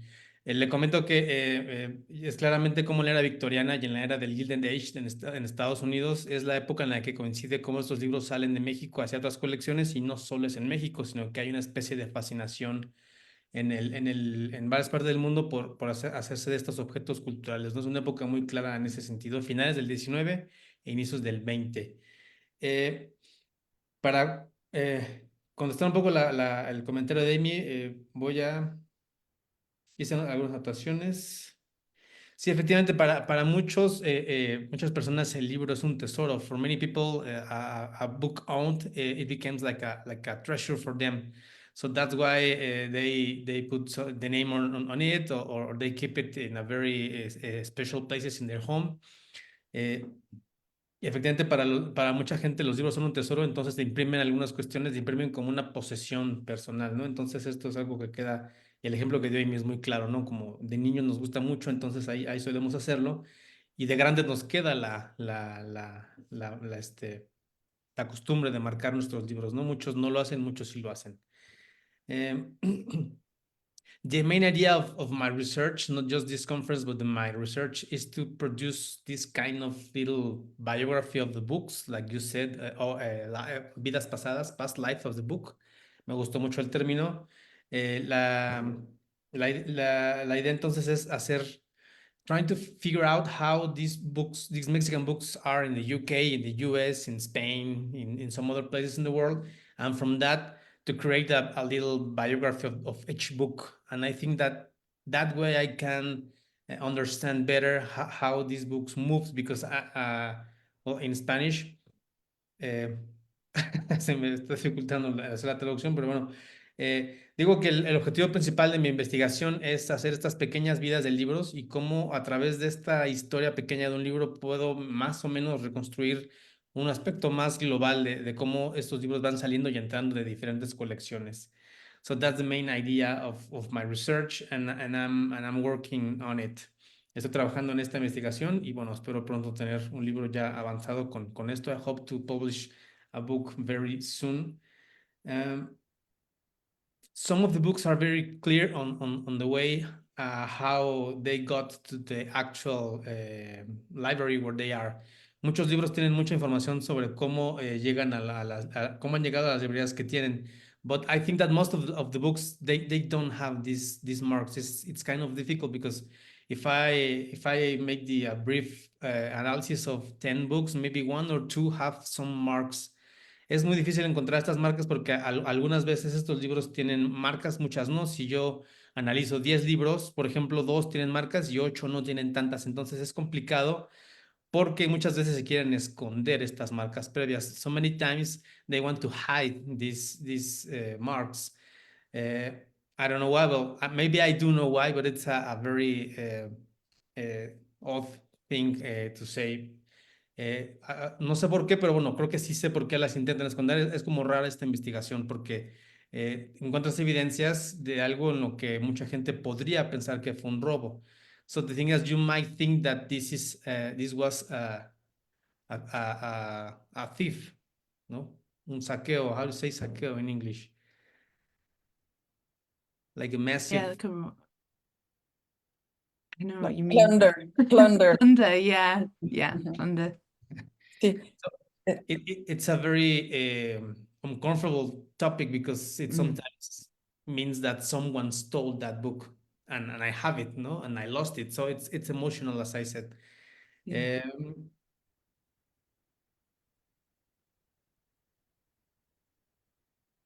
Sí, about the question you made, sobre la pregunta que hiciste, creo que es muy complicado establecer si era permitido o no. It was very complicated to establish if it was allowed or not to sell these books. I think that maybe we have the answer not in the legal scale, but in the moral scale. Creo que la respuesta no viene en un plano legal, sino en un plano moral, ¿no? Porque uno vende un libro y si yo escondo la posesión previa, yo sé que es algo malo. So if I'm selling a book that it has a previous owner mark and I put it away, I think I know that I'm doing something that is maybe not good, it's something wrong. So I think, but there was no law in every country at that time, pero no había leyes que pudieran en ese tiempo, digamos, prohibirlo. So I think it's a matter of a moral thing more than a justice and a legal thing, a legal thing. Creo que es algo más moral, algo más que en la justicia, y con el paso del tiempo, eventualmente ya se hicieron leyes en ese sentido. Y hoy en día tenemos ya un marco legal un poco más grande, aunque, bueno, los objetos culturales más grandes como arqueológicos, ahí es donde un poco la opinión pública se concentra más, pero los libros siguen circulando, ¿no? So I think that in these terms, you could sell a book, and without having a law forbidding this, you could do it freely, but you knew that it was something maybe not as good as you can think. Now we have laws, and now we have, I think, a little more space to recover, for instance, a book or an archaeological object. But yeah, it was another time. It was like 115 years ago, and we are moving forward in this way. So thank you very much, Amy. I would like to have after this conferences your email so we can start Yeah. to about this topic. Absolutely, that would be brilliant. Thank you very much. Excelente, muchas gracias. Primero voy a ceder la palabra a Eric, que ha levantado la mano, y después voy a leer las preguntas que han escrito en el chat. Nada más, Eric, si por favor nos haces el favor de encender tu cámara, por favor. Gracias. Claro que sí, con mucho gusto, gracias. ¿Me escucho bien? Sí, Ok, bueno, primero que nada, muchas felicidades, una plática bastante interesante. Y bueno, mi pregunta más bien va como hacia las dificultades que han enfrentado para la consulta de estos documentos, porque, bueno, ya, perdón, estoy aquí en la calle. sí, si puedes quedarte quieto, tal vez resulte un poquito menos mareado por el video, y sí nos interesa pasando mucho ver tu cara. Sí, por sí, acá sí, gracias. mejor. Así está, perfecto, Ya, gracias. mejor aquí. Perdón. Entonces, bueno, ¿hay algún tipo de requerimientos específicos para poder hacer las consultas en los archivos ingleses? Porque, por ejemplo, si uno va a un archivo en Estados Unidos, pues se piden, por ejemplo, la visa, ya sea la de estudiante o las visas que emiten las instituciones gubernamentales precisamente para poder acceder a los documentos, ¿no? Digo, a menos de que uno vaya a residir allá, es por un cierto tiempo, se emiten los permisos, pero pues realmente no sé qué tan difícil sea la consulta de documentos en Inglaterra. Y me interesa porque, pues, yo, bueno, una de mis líneas de investigación como historiador es la historia de la guerra y la historia de la política. Eh, Entonces, he encontrado bastante información en francés, pero las fuentes a las que remiten son fuentes que están en Inglaterra, y muchos tienen que ver con los documentos mexicanos que están precisamente en el Museo Británico o en las colecciones creo que también está en Oxford, me parece, varios documentos que he logrado rastrear. Entonces, mi pregunta es esa: ¿hay algún tipo de requerimiento específico, ya sea por las instituciones o por el gobierno, para poder hacer este tipo de consultas y que sea, digamos, como algo engorroso, algo difícil de poder conseguir? Y No, eso es todo. Gracias. sí. Si gustas responder, y yo puedo complementar, Manuel, también en mi respuesta. Si quieres, digo en inglés rápido lo que preguntó. He was asking if it was how hard is to consult these collections, and he asked specifically how can how can one consult these kind of documents in the UK collections. Especialmente para los libros es difícil porque los catálogos no suelen consignar aspectos de procedencia. In terms of library catalogs, it's kind of hard because they usually don't tell how if a book has a file run of a mark of an ownership. Entonces, yo lo que hice fue buscar libros mexicanos del 16 y con eso encontré un buen cúmulo de libros. So I only asked for books from 16th century, Mexican books from 16th century, and that's how I got some information, because it's hard to find.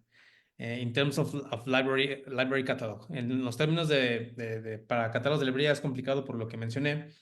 Y en lo que se refiere a los requerimientos en archivos del Reino Unido, en realidad no fue difícil. Yo solo fui a Oxford, fui como becario, entonces fue un poco más fácil, pero ya que acabé mi tiempo tuve que sacar la credencial y es realmente fácil. Uno tiene que llevar una identificación.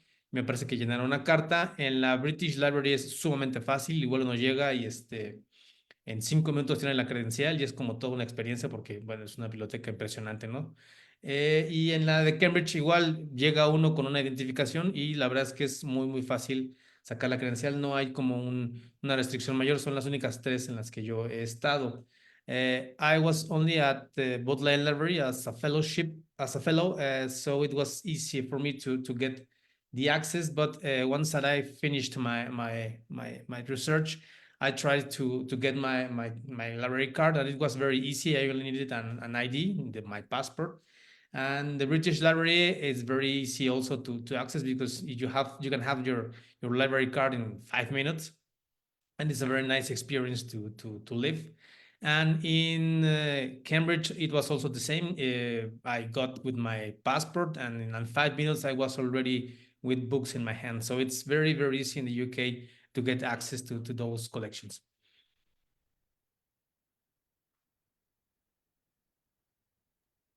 Would you like to add anything, Amy?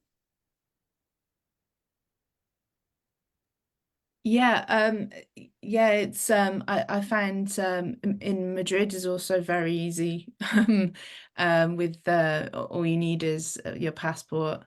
But yeah, I think in order to see the kind of rare books collection, sometimes you have to have some kind of affiliation with a university. But you can be an undergraduate. Sometimes I take my undergraduates to the British Library, and they look at these rare books, and it's wonderful to watch them look at the rare books. I remember the first time I ever did it. It was and they love looking at them as well. So it's but it's great that it's open and people can see these things. They shouldn't be in a private collection. I think they should be for the public. Excelente, pues coincide, ¿no? En la facilidad que hay de acceso. Yo me permitiría añadir que cada biblioteca tiene sus reglas, cambian un poquito, pero en general, si tú llegas con tu justificación bien desarrollada, si tienes un respaldo institucional de tu universidad, es muy sencillo, ¿no? Pero estuvo muy interesante la respuesta de Manuel, que para su investigación particular, los catálogos son insuficientes, hay que hacerse de otras mañas, pero esas son las mañas de los investigadores, ¿no? We develop our own knacks. Yeah. Yes. Okay, muy bien, muchísimas gracias. Thank you very much indeed. And now I'm going to go on to the questions and comments that we have in the chat box. Son muchísimos, entonces voy a leerlos un poco con cierta celeridad, sobre todo las felicitaciones, porque no quiero dejar de mencionarlas. Bueno, hay quienes están anotando, recuerden que si quieren una constancia, deben asistir al menos a 3 de las 4 conferencias en las que consta este ciclo. Y bueno, los saludos, saludo desde Acolman, Estado de México. Felicitaciones, de gran interés la ponencia, dice Rebeca Mireles. Centeotl Mendoza, muy bien, muy buen día. Maestra Claudia Idiomas, buen día desde Toluca, México. Feliciano García Lara, saludos desde la Universidad Autónoma del Estado de Morelos, Campus Chamilpa, Cuernavaca, Morelos. María Esther, buen día desde el IIFL de la UNAM. Saludos desde Bogotá, excelente presentación. Nos da mucho gusto que nos acompañen de otros países latinoamericanos. Daniel Peña, Valenzuela. Saludos desde Nezahualcóyotl, saludos desde la Universidad Veracruzana. Y una pregunta de Vladimir Nuño. ¿Estos libros podrían ser prestados por los gobiernos o bibliotecas, museos de México, así como su estudio dentro del país? Saludos desde Guadalajara. Muy bien. La pregunta es interesante y se conecta un poco con la respuesta anterior. Ahorita van a ver por qué. Porque si hay un acervo que es difícil para los mexicanos centrales en la Nacional de Francia por un evento que ocurrió, the answer it's related with my last answer, because if there's one library where Mexicans has a very difficult access, well, it's not that much now, but it was before. It's in the National of France, because there was a very important codex there that was stolen from France, because it's supposed to belong to Mexico. So someone stole it and brought it to Mexico. And from then, I think that Mexican researchers had a very hard time to get in the National of France. Hubo una vez un códice muy importante que se robaron de la Biblioteca Nacional de Francia, porque supuestamente tenía que estar en México, entonces lo robaron y lo tiene la biblioteca de Lina. Y Francia mucho tiempo prohibió el acceso a los investigadores mexicanos a las colecciones especiales. Ese es un tema del cual mi colega Pablo Avilés probablemente pueda hablarles con mucho mayor profundidad en la siguiente sesión. About this, my colleague Pablo Avilés probably will have more information than me, and we can discuss this, because it's about my answer. My answer is that sometimes it's hard to borrow a book like this, because there's also this feeling that it might not be returned. No, I don't know if I borrow to you, maybe you cannot return. It's not a thing that happens with frequency. Normalmente en una biblioteca podría pensar que si le presto este libro que perteneció a algún país, quizá no me lo pueda devolver. Entonces se vuelve un poco complicado que un país preste estos libros de forma internacional. What we do now is to share digital representations of these books. This is the most common thing. And because in terms of diplomacy, it's kind of awkward to talk these topics. Lo que hacemos ahora es que se da una representación digital del ejemplar de alta resolución para que uno pueda, digamos, ofertar el ejemplar digitalmente en el catálogo de la biblioteca, porque es un tema, digamos, en términos de la diplomacia un poco complejo por todo lo que les había comentado de lo que incluye, ¿no? Incluye muchos temas jurídicos, diplomáticos y culturales, ¿no? Entonces, esa es un poco la respuesta. No se da mucho este intercambio de libros porque finalmente los libros están disponibles, se pueden hacer una representación digital y pues siempre está esta frontera entre lo que era público y privado y cómo no había legislación antes y ahora sí la hay, ¿no? Entonces son temas un poco complicados e incómodos. Perfecto. Muchas gracias. Luz Aurora, excelente presentación, valiosa información. Gracias por compartir. Saludos desde la Biblioteca Pública del Estado de Jalisco, Juan José Arreola.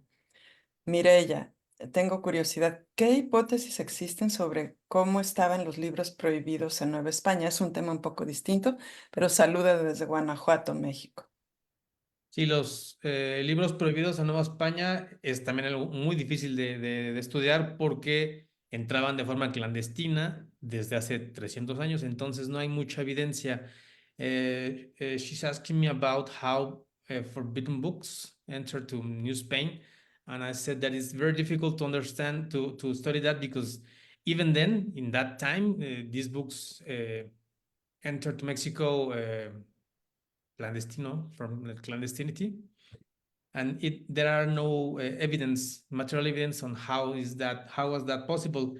But still, we do have a few examples of how the covers of the books were alteradas. So they changed, for instance, the name of Voltaire. The V, it was like an im, so they altered the front page of the books. Lo que tengo yo son un pocas evidencias por ahí en la Inquisición, en la cual había un libro que la palabra Voltaire, la V la convirtió en una M y la T en B, entonces alteraban algunas cosas para lograr que pasara en la Inquisición. Pero debemos de entender que la Inquisición checaba listas de libros, no checaba todos los libros que entraban a la Nueva España. So the important thing here is to know that the Inquisition didn't check every single book that was in the votes. They only checked the list. So from the list, you can tell if a book was forbidden or not. So it was a very difficult thing to control in New Spain, and imagine the vast the territory of Mexico, of New Spain, was very, very large. It was part of the US, part of Central America, and even the Philippines. So it was a very, very huge, the very huge ground, the territory, territory to check. So it was very, very hard, and it was a very, they try not to be caught. So that's how they hide the evidence, and even now it's very difficult to find. Excelente. Evangélica García Huerta dice, gracias por tan interesante presentación. Jaime Flores Llanos, saludos desde Lima, Perú. Héctor Valtierra, saludos y agradecimiento desde Catepec de Morelos, Estado de México. Algunos de estos libros están en línea o de manera digital. Justo nos lo acaba de comentar. En caso de estos 4 libros que revisé, no, estos 4 no están digital. So there are a lot of digital manifestations of books, but these specific 4 that I showed before, they are not digitally. Todavía, ¿no? Not yet, Not yet, pero para allá vamos, esperemos, sí. Muy bien. Rodolfo Rosas comenta, muy interesante presentación. Varias cosas son de destacar de los ejemplares. Creo que uno decía Zacualpa, pero lo que más me llamó la atención es la relación de los concilios y en general la intervención de la Iglesia y el libro. ¿Se sabe qué pasó después? ¿Cuál es la perspectiva de la Iglesia en el siglo XIX en torno a la venta de los libros? Por otra parte, podría andar un poco más sobre los libros de música del siglo XVI. Muchas gracias y felicidades por la presentación. Son muchas preguntas muy interesantes. Todavía tenemos un poquito de tiempo, sí. Okay, perfecto. Entonces voy a ver la pregunta, a ver si puedo contestar rápido todas. La perspectiva de la iglesia en torno a la venta de libros de Church. Bueno, la perspectiva de la iglesia en realidad nunca ingresó en la iglesia como digamos, como una entidad jurídica en la venta de libros. siempre fue una cuestión de la corona tenía el real patronato, entonces la corona era, digamos, la que controlaba la parte eclesiástica en Nueva España. Entonces, digamos que las políticas de la corona eran las políticas de la iglesia en América. So there was this very peculiar thing in New Spain that was the royal, el regio patronato, that is the Pope gave the king the ability to rule the church in America. So in terms of the perspective of the church, the king was the one that made all the public the laws in terms of the books. So that's one question. Esa es una respuesta. And the other one, los libros de música. Bueno, hay varios trabajos sobre libros de música. Un par de ellos conozco sobre una colega aquí del Instituto de Investigaciones Bibliográficas, la doctora Silvia Salgado. Pueden buscarla, ella tiene trabajos importantes sobre estos libros corales. I have a colleague here at the UNAM, at the Bibliographical Research Institute. Her name is Silvia Salgado, Doctora Silvia Salgado. She has published a lot of things of this kind of musical books. I recommend you to check that name on Google, and probably that's the easy way to get to those materials. Entonces googleen solamente el nombre de la doctora Silvia Salgado de la UNAM y van a encontrar materiales importantes sobre estos libros de música. Y también hay un proyecto Musicat, and there's Musicat, another project here at the UNAM. You can also Google it. Como catálogo de música, Musicat, ¿no? Así podrían encontrarlo y van a encontrar información sobre estos temas. Perfecto. Rafael Sánchez León, es grande el recorrido que algunos libros como estos han realizado hasta llegar a lugares donde se puede sumergirse en las historias grandiosas de nuestro pasado. Muy bonito comentario. En este Elisa, término, más bien, me gustaría agregar que cada libro tiene una historia, es decir, cada libro que claro. está en bibliotecas tiene su historia y el desafío es intentar contarlas, ¿no? So, in terms of this comment, I'd like to add that every single book has a history to tell, and we as historians, we're supposed to be able to tell each history. It's very difficult, but that's what I think that we historians of the book would try to do. Sí, la pregunta de Elisa Gaitán Favela es un poco el tema que ha salido de manera recurrente. Gracias por la charla. Una pregunta, ¿hay alguna forma de que estos libros regresen a México? ¿De qué manera podría gestionarse este regreso? Creo que ya se intentó con el Penacho de Moctezuma. Y aquí me permito recomendar un documental elaborado por la UNAM con especialistas en el Penacho de Moctezuma, donde se ve por qué. Sí, adelante, Manuel. No, está bien, es como el ejemplo paradigmático, ¿no? Casi siempre sale el tema del penacho en las conferencias que doy. It's a very normal issue that comes out in my conferences because the penacho Moctezuma is one of it's like the paradigm of these topics. I think that there's no a unique way to claim these books because some of them they didn't belong to Mexico as a government, as a people, so it's very difficult to have a legal way to claim these books. Es muy difícil que estos libros regresen porque en realidad no hay una posesión, digamos, del gobierno de México o del pueblo de México. Usually you have a library seal on a book, but that is not enough to say that this book belonged to a library. Normalmente hay un sello de una biblioteca y normalmente no es, digamos, un elemento suficiente para poder reclamar ese libro. It's a very interesting topic, and it goes to another area that is not my specialty, a legal area.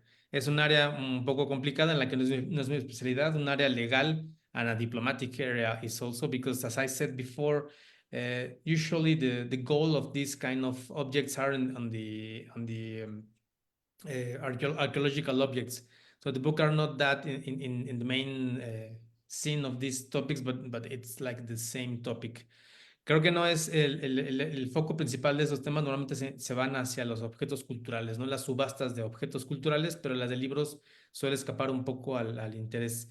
So we have a lot of auctions that with the archaeological objects, and some of them the government can do something, and the most of them the government cannot do a thing. So it's like I said, it's a very a very complex topic in terms of the law.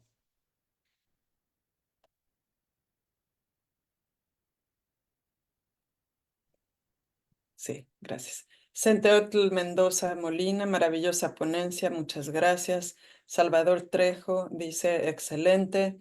Después aparece el lugar donde se pueden anotar si les interesa recibir constancia. Cada día se tienen que anotar.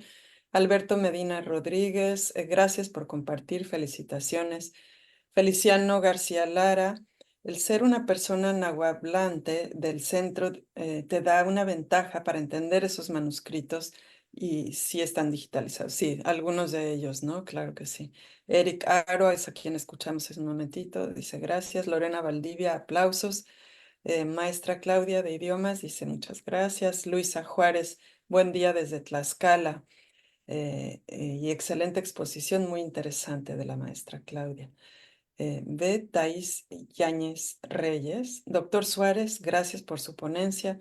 Yo vivo en Londres y buscaré cómo ver esos materiales, ya que la British Library no presta y no me atrevería a llevármelo a casa. Y nosotros también podríamos contactarlos para intercambiar preguntas, claro. Sí, No, hagan, don't do that.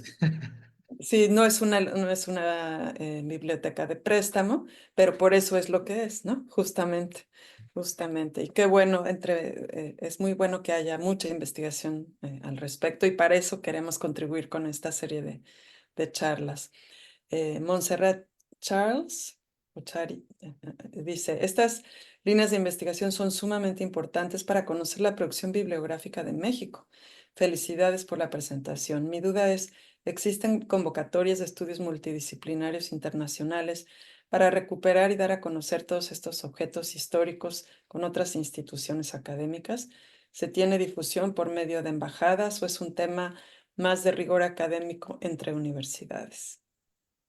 Sí, en la UNAM estamos intentando empezar con esos temas desde una perspectiva académica. El programa Historia del Patrimonio Documental Mexicano, que como dijo la doctora Marina, tenemos el doctor Pablo Abril y yo aquí en la UNAM, estamos justamente intentando estudiar estos temas desde una perspectiva académica, sabiendo que son temas que tocan heridas sensibles, digamos, en términos culturales, diplomáticos, jurídicos. Entonces es un esfuerzo desde la academia y sí hay algunas convocatorias que hemos tenido el año pasado, convocamos a un coloquio.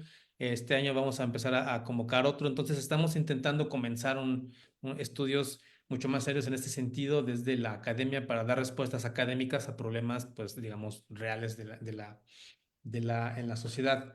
So there are some events and other things that we're trying to do at the Geographical Research Institute at the UNAM.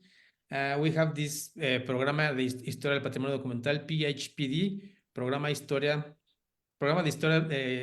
perdón, es que en inglés, estoy pensando en inglés, pero mejor lo digo en español. El programa de Historia Documental de México. I would podría poner en el chat el link a mi correo electrónico para que puedan tener contacto. So I will write down my email on the chat. Súper. Creo que lo mandé nada más a UK. Ahorita, así es, ahorita justamente todas sus preguntas y comentarios diríjanlas a la cuenta de UNAM UK. Bueno, Carlos Espíndola también un poco en el mismo sentido, ¿no? Sobre los servicios consulares de México en Inglaterra, que si pueden ser mediadores para acceder a documentos raros específicos. Aquí yo puedo decir que si tienes las credenciales académicas, con eso es suficiente. En general no se necesita mayor intermediación. Saludos desde Oaxaca. Nos da mucho gusto que haya asistentes de distintos estados de la República. Montserrat, gracias por estos eventos online, son muy enriquecedores. Muchas gracias, Montserrat. Nos importa mucho escuchar estos comentarios. Melina Zavala, muchísimas gracias, que tengan buen día. Vladimir Nuño, thank you very much, Dr. Manuel. I greet you from my major in history of the University Center of Oral Sciences and Humanities, UDG. This presentation is very important to the Histories book. Muy bien. Marta Beatriz. Un segundito. Marta Beatriz Coronel Raimundo dice, gracias nada más. Y aquí está el correo electrónico del doctor Suárez. manuelsr@unam.mx. A ver, un momentito. Sí. Si desean contactarme a mí, también me pueden encontrar en la página web de UNAM Reino Unido. Ana Gómez Murillo dice gracias. Perfecto. Muchísimas gracias. Pues creo que hasta aquí han llegado las preguntas. Humberto Chávez, un segundito. Muchas felicidades, excelente tema y ponencia. Sí, coincido. Muchísimas gracias a Manuel y a Amy por su comentario también muy erudito y muy puntual. Despierta muchas inquietudes, que es lo que queremos. Queremos que aumente la investigación seria que se hace sobre estos temas. El atesorar estos objetos es parte también de cómo construirnos, ¿no?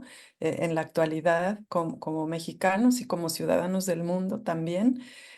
Y gracias a las digitalizaciones tenemos el acceso a muchas cosas, cada vez a más, pero también em, los rare books, ¿no? Los libros raros, los manuscritos, nos relacionamos con ellos un poco como nos relacionamos con los cuadros, ¿no? Que están en un lugar. O sea, nuestro pensamiento se orienta, nuestra brújula de la investigación se orienta hacia los lugares en donde están resguardados, ¿no? Y apreciamos cómo los resguardan y al mismo tiempo cómo los prestan, quiero decir, dentro del recinto, pues, ¿no? Dentro del recinto es muy fácil el acceso, ¿no? Siguiendo siempre las rutas, las reglas de cada universidad y el conocerlo, esta elección de ejemplos específicos, Manuel, me pareció sumamente acertada, aunque va muy rápido y tenemos que ver el video con calma, pero bueno, es una probadita y invitamos a todos los asistentes a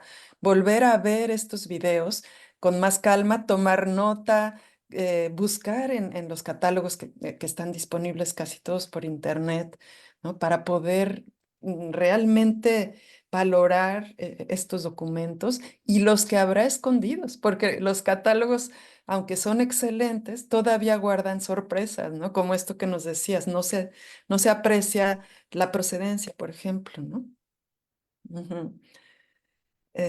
Estoy viendo aquí que están comentando también. Ian Mercell, from bueno, Ian is a frequent visitor of ours, and we're very glad to see you're here, Ian. Many thanks for a second splendid presentation and discussion. This series is proving hugely valuable and impressive. Warm congratulations. Many thanks, Ian. And this is what we want, no? To involve people in the UK with the things that we value most.